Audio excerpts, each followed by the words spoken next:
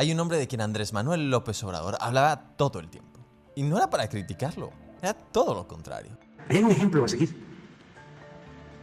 A un gobernador honesto, Samuel Ocaña. Es alguien en quien no he podido dejar de pensar. El hombre, el mito, la leyenda. Y sin lugar a duda este personaje tiene muchas historias. Y cómo no, se ha sido uno de los mejores gobernadores que ha tenido México.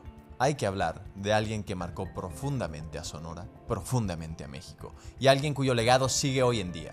Hay que hablar de don Samuel Ocaña, el gobernador de la gente. Era un hombre diferente, un hombre de su tiempo, pero también era un hombre que estaba adelantado al propio tiempo. Porque ¿cuántos políticos de hoy pueden decir que abren las puertas de su despacho todos los días para recibir a la gente? Era el año de 1979 y en el Palacio de Gobierno una larga fila de ciudadanos esperaba su turno.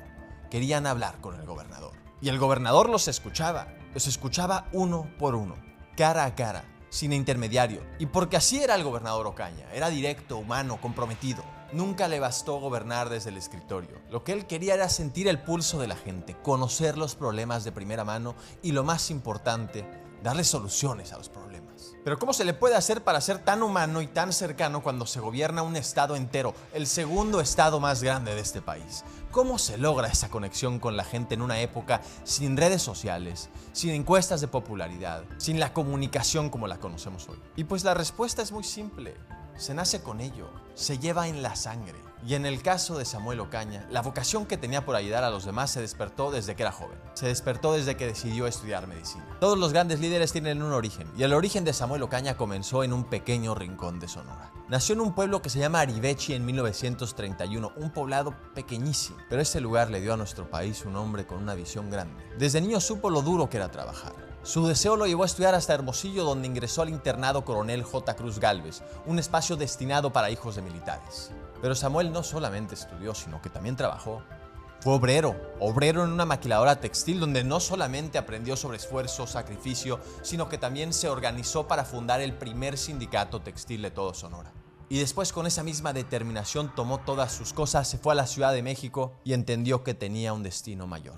Ahí en la capital se metió a la Escuela Superior de Medicina Rural en el Instituto Politécnico Nacional. Y ahí conoció a un hombre que marcaría su camino. El gran expresidente Adolfo de la Huerta, con quien trabajó durante años. Se convirtió en médico rural. Y no solamente eso, sino que también se convirtió en profesor en la UNAM. Era investigador y era un hombre comprometido con la salud pública y la educación. En 1961 se regresó a Sonora para dirigir el Hospital Regional de Neumología y Cirugía de Tórax en Navojoa. También impartió clases en la Universidad de Sonora formando generaciones de jóvenes. Pero la vocación de servicio que tenía no terminó ahí. Y no terminó porque la historia de Samuel es la misma. Porque ayudar a la gente desde un consultorio era importante, pero ayudarla desde el gobierno, desde la política pública, entendió que se puede cambiar vidas. Como era un hombre de izquierda, se sumó al Partido Popular Socialista, participó en la vida pública y por su disciplina y la cercanía que tenía con la gente, terminó siendo alcalde de Navojoa en 1973. Terminó en 1976 y fue nombrado secretario de gobierno de Sonora por el entonces gobernador Alejandro Carrillo. Y 3 años después, solamente 3 años después, llegó el momento decisivo. Fue llamado a una reunión y después de unos breves momentos salió de esa oficina con el presidente López Portillo como el candidato a la gubernatura de Sonora. Ni él se la podía creer. En 1979 Samuel fue electo gobernador de Sonora. ¿Y qué hizo como gobernador? Pues ¿qué no hizo? Hizo de todo. Hizo Radio Sonora, la radio pública del estado, Telemax, la televisora pública del estado, el Centro Ecológico, 9 presas, el Crédito Educativo, el UES, el CIAD, el Colegio de Sonora, la Universidad de la Sierra, el CUM, Casa de la Cultura, Museo de Antropología y de Historia, la Sociedad Sonorense de Historia y la llegada de la planta Ford a nuestro estado. Y eso no sucede por casualidad, no es arte de magia, es visión, es trabajo, es atreverse a soñar en una Sonora nueva. Sus logros han tenido un impacto que se mide por millones de personas, porque Samuel Ocaña no fue un gobernador más. Fundó Radio Sonora y Telemax, que son 2 pilares de la comunicación en el estado, y la apuesta que hizo por estos medios significó el acceso a la información para todos los sonorenses sin importar dónde se encuentren. Construyó 9 presas esenciales para el manejo de agua en el estado y proveer los recursos hídricos a las zonas más necesitadas. Impulsó el Centro Ecológico de Sonora, un espacio dedicado al cuidado y a la educación ambiental. Creó el Crédito Educativo, que permitió a miles y miles de jóvenes estudiar en la universidad sin preocuparse por los costos, y apoyó a la expansión de la Universidad Estatal de Sonora.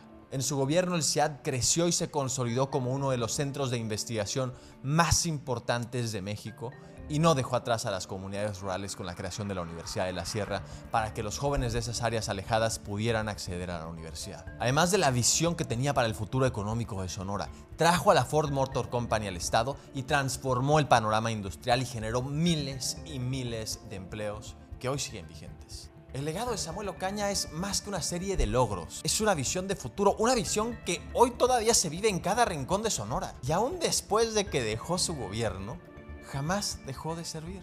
Fue delegado en Sonora, subsecretario de la Reforma Agraria en Ciudad de México y en 1997 regresó a su pueblo natal, Arivechi, para gobernarlo como presidente municipal. Porque el poder nunca lo definió su servicio, lo definió su compromiso, la ética inquebrantable que siempre caracterizó a Samuel Ocaña. Pero un hombre así nunca se va del todo, porque cuando un líder deja huella, su legado sigue caminando en las calles de Sonora, en cada una de las escuelas, en cada transmisión de Radio Sonora y de Telemax, en cada joven que se prepara para el futuro. Samuel Ocaña sigue vivo, vivo en su gente, vivo en la historia del estado y sí, vivo en la sangre, porque alguien como él se pensaría que solo nace una vez, pero a veces ser así se trae en la sangre. Y hoy, de todos los hijos, todos los nietos, hay una que sí está tomando las riendas en la política de Sonora, Paulina Ocaña. Hoy es la jefa de oficina del gobernador. Y todo apunta a que probablemente llegará a continuar su legado. En este momento ya demostró que tiene todo lo necesario. Y ha dado resultados reales para los sonorenses. Fue la primera y más joven directora en la historia de Telemax. Después se convirtió en la titular de la Secretaría de Comunicación del Estado de Sonora. Y hoy tiene 27 años y es la jefa de la oficina del Ejecutivo. Y tal vez, en una de esas, estamos frente al nacimiento de una nueva era para Sonora. Y el gobernador Alfonso Durazo lo sabe. Las políticas de apertura para las juventudes y la igualdad han construido un camino para el verdadero relevo generacional. Porque esto es lo que siempre debió haber sido la política. Un espacio para que se gobierne con visión, para capacitar a las nuevas generaciones y para generar cambios de impacto real. A ver, Samuel Ocaña ya no está físicamente con nosotros, pero el legado sigue vivo. Sigue vivo en sus logros, sigue vivo en la historia de Sonora y sigue vivo en su sangre. Y lo más importante es que sigue vivo porque nadie nunca olvidará el excelente gobierno que hizo.